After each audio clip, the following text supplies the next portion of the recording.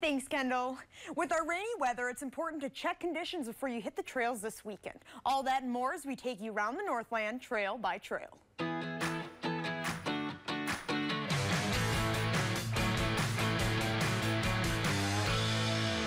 On top of today's rain, damage to the trails and roads were exclusive from June 18th storm.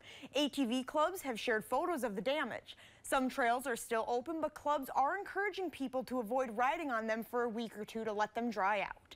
Due to soft soil conditions, the clubs and DNR crews are having trouble repairing washouts and removing damaged trees. Be sure to check the DNR website for the status of trails and forest roads. We'll have the link on our website. Next, we head over to central Minnesota with new management means a popular trail system gets to stay open. In May, the North Metro Trail Riders Club made the difficult decision to discontinue its management of the Pine Center trails.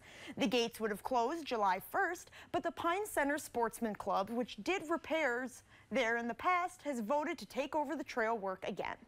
Pine Center Trails is a 23-mile trail system that offers a rocky ride for riders of all skill levels. And we wrap up in Hayward with expanded hours for the Great Divide Ranger District. Starting July 1st, Forest Service information, passes, and permits will be available for the public Monday through Friday. Specialists in the office can assist the public with information about camping in the National Forest, hiking, and more. The office is open from 8 a.m. to noon and again from 1 to 4:30. If you or someone you know is a part of a local trail club or alliance, send us a report to trailbytrail@northernnewsnow.com, and it might be featured as we take you around the Northland trail by trail.